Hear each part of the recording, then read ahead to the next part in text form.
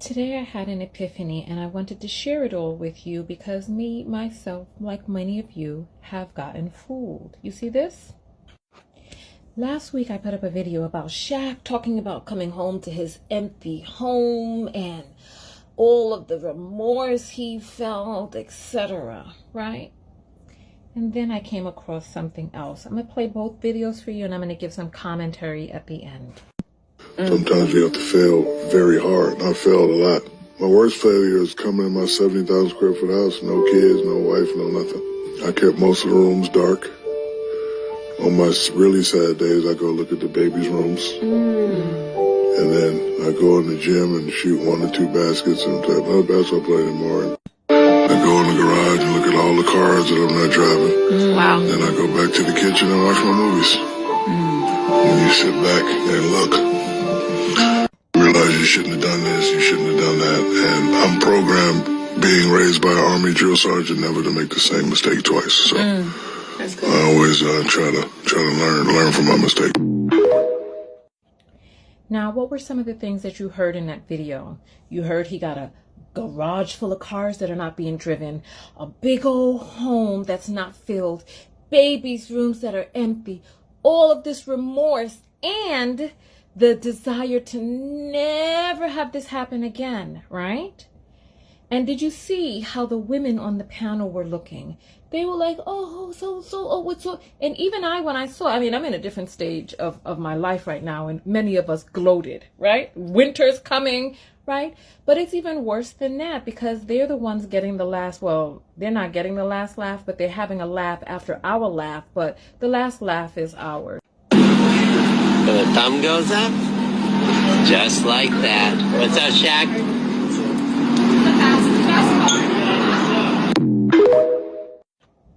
The first video he did after his ex-wife had become happily remarried. The second video was just a few moments later. Why? It's game, it's game, it's game, it's game, it's game, it's game. And I don't know why this didn't dawn on me before. Many men know exactly how to manipulate women. This is how Ted Bundy was able to get women into his car. He would have a fake bandage on his arm, a sling, and the women would follow him to their own demise. So these men come out on these podcasts talking about how they've been redeemed, they've changed their ways, and what happens? Many of you get into a flutter. But when all is said and done, they're trying to get some coochie either from one of the hosts or from somebody out there watching. Men don't care about dying alone. Stay tuned for part 2. My worst failure is coming in my 70,000 square foot house. No kids, no wife, no. So the thumb goes up, just like that. What's up, Shaq? If you haven't seen part 1, go and watch that because I played the full part of both of those videos and we got into a conversation about how men don't care about dying alone. I don't know why this hasn't dawned on us before. Remember this. When people show you who they are, believe them. Yes, absolutely. A person says to you, I'm selfish, or I'm mean, or I am easy, or I'm believe them. They know themselves much better than you do. And remember this. People don't even know that I am naturally not a good person. I am naturally not a good person, and I am naturally not a nice person. You don't think if Shaq wanted to that he could find someone to fill his home with love and laughter? But he doesn't want that. What does he want? Listen. They said when people show you who they are, believe them. What is it that men have shown us? They have shown us that they do not prioritize relationships. They don't care about relationships. They don't really even give 2 damns about your own personality because you're the married maid anyway. They're looking for that hot and spicy, that preference, that exotical. You saw him when he was talking to the young ladies, giving his sob story. But moments later, when he was in Vegas, he was out there chasing preference tails. So much so, he was so caught up, he couldn't even see his fans trying to talk to him. That is what he wants. That's why his house is empty. And they know that women are the natural protectors. They know that that women are the natural comforters and nurturers.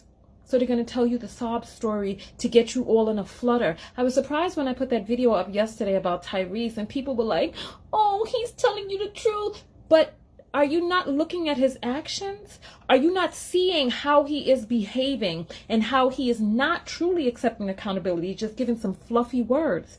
But yet, here we go, falling for it.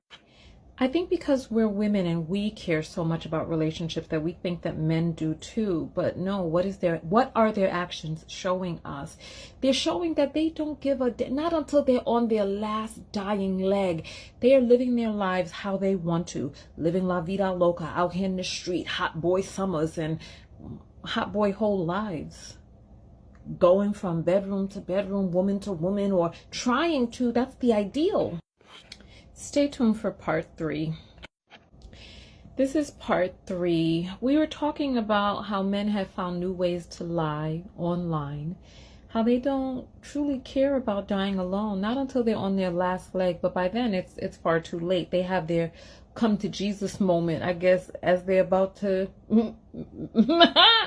nonetheless, far too many men who can be naturally manipulative are using these platforms to spread false messages to women who have false ideals, who are not looking at the behavior as a collective and what it is that they are constantly and consistently showing us about what and who they prioritize and when.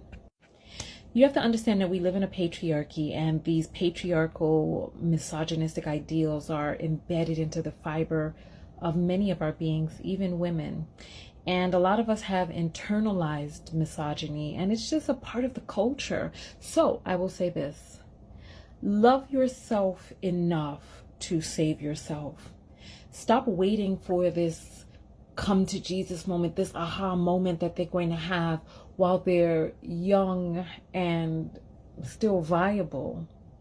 I mean, there's some who will get it, but the vast majority won't. And there are a lot of men who are going out on these first dates and they're telling you game what they know you want to hear. Oh, I'm out here looking for marriage. Oh, I'm this. Oh, I'm that. Like all of these men who are talking about, oh, you should have chosen better. But these men come out lying. Yeah, you should have chosen better, but you have to know what it is to look for. You have to know what it is to look out for. And I'm telling you, you were blessed with a God-given gift of intuition. Listen to it every single time. They'll try to tell you that, oh, you're crazy, you're this. I mean, if you are, look, go get yourself evaluated, get cleared by a therapist. If you are in your right mind, and you see behavior that is problematic, things that just don't feel right to you on the inside. Because another thing that you have to remember is that we are steeped in this programming that has been indoctrinating and grooming you since you were a child.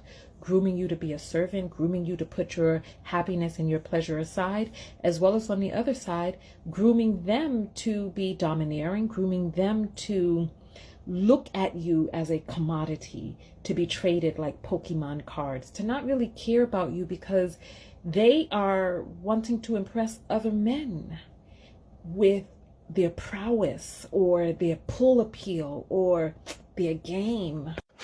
This is how liars like Tyrese and Derek Jackson and how Shaquille O'Neal was able to sit up on that platform lying like that. This is how it goes down because we believe and we want to believe this fairy tale. Tell me your